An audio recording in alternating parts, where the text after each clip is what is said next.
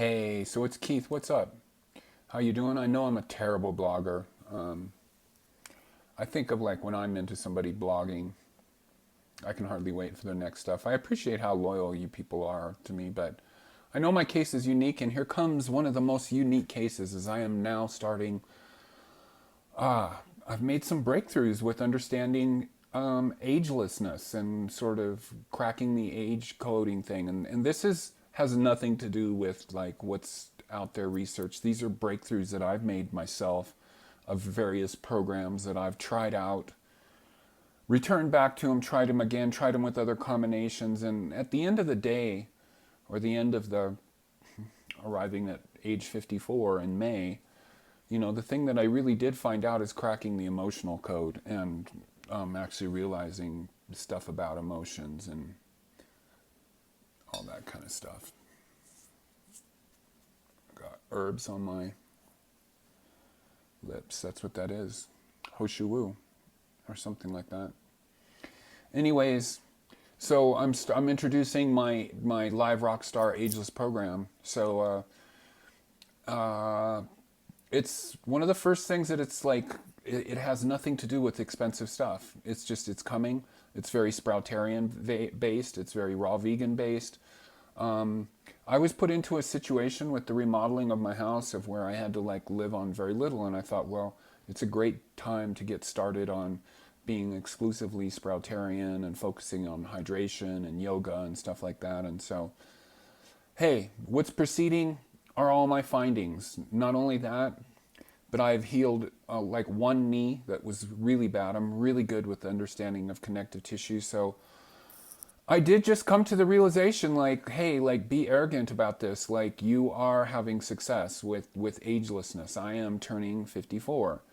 And just so you know, I've spent a good major amount of my life out in the sun, not inside. So most people have a really different look than me.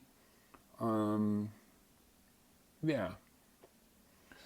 But from being a Southern California kid, of being outside at the beach, surfing shirtless all the time. Me and my brother, when we first started working for my dad, we used to be shirtless the whole summer. We didn't wear a shirt the entire warm season. Then going from being in that business and whatever. So, but I'm like, I felt like I was losing it in 2015, and you just kind of find out like starting to get yourself together and going like, whoa. And one thing for sure is learning that like you can't let yourself go physically. It's really hard to get it back. And once you get it back, I'm constantly working on and off on running. And I don't want to go too much into details. I just want to say like what's coming is some stuff on being a Sproutarian, eating on very little, correcting just my experiences. Like I'm winning. I'm happy with it.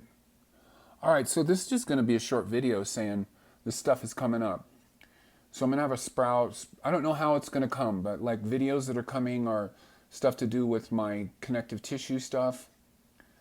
Sproutarianism frontline. I eat like 80% sprouts, and I'm at a point where it's like, again, I'm not telling you stuff that I've read online. Like so much of what's out there is like this like tossing out of anecdotal like evidence, which is so important.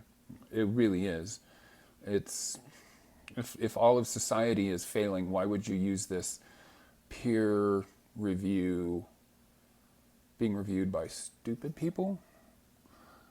It's about personal experiences, and so these are my experiences, and my raw foodism, my veganism is coming from a place of like when I was 32 years ago, like pretty much exactly now is when I became a raw vegan. I discovered survival in the 21st century, and I've come up full circle. It's cheap. It's cheap. Like I've been in situations like where I was following Truth Calkins in like 2010, where I was spending like probably $1,500 a month on herbs and stuff, and I learned some things, and I think it's good to take those things, but I really made some breakthroughs last fall between getting back from Thailand in June, including going on one of my bigger pot binges that I've ever been on.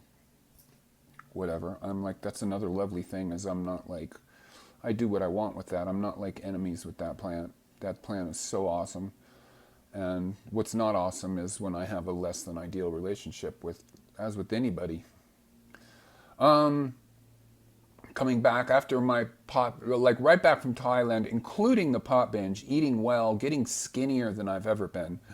And I run skinny. I'm really, even though I'm 6'7", I'm really tall. I'm really tall, but I'm really small framed, and I have wide shoulders. So that's what keeps me from looking like a beanpole, yeah.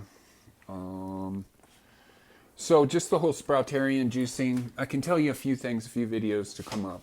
Okay, so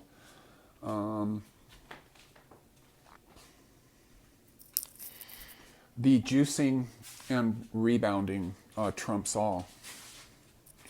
You know, that's, I found that one out. And then again, just sproutarianism, and then just taking some of these like amazing sort of superfoods that are not like, that are cheap. Things like Jerusalem artichokes, and there's my sun-stroked face showing up there. Jerusalem artichokes, burdock root, aloe vera.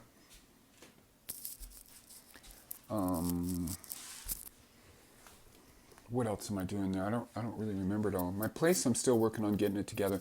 But yeah, just a bunch of foods like that are lots of chia seeds, lots and lots and lots and lots of chia seeds.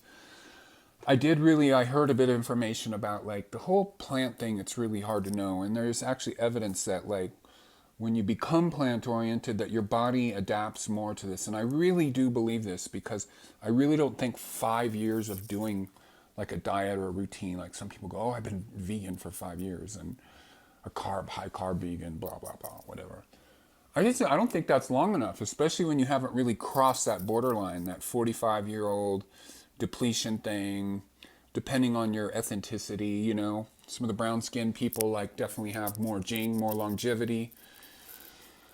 Mexicans, South Americans, Asians. That's a lot of what I'm going to talk about too, is the studying of food and food alone as like it being like evidence of agelessness, and like the whole starch thing, and comparing like the starch carb reality of Asia. I just don't believe that I know for a fact from just my own studies that different cultures have different values. Like Westerners are like weird people compared to like Asians, which are just they kind of just have this like, oh, we just arrived here and we're just kind of doing our little thing. It's this Buddha karma, blah blah blah blah kind of. They're just happy where they are. You should go to Asia sometime, and that's not the case with Americans. I don't know so much about Europeans, but Americans have this like, yeah, you know, you're either a success or you're not. And then so that's already setting up for a lot of emotional stuff. This video is already getting long, so hey, I just want to tell you that I'm going to start some video series on my agelessness program, and of just beating age, and being raw vegan, being sproutarian, being old school raw, spiritual life, following your dreams, definitely ignoring society, staying the fuck out of all of that, and definitely a little bit more of a insular point of view coming from me, and just my whole life of doing everything that I do. All right, it's Keith.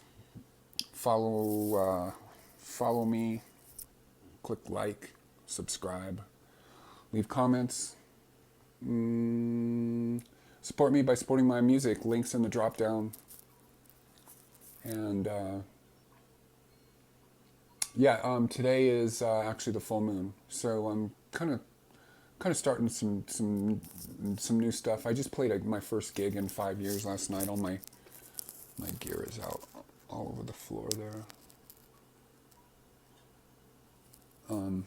Just played last night. Just kind of unwinding right now, and it's a magical life. Peace out.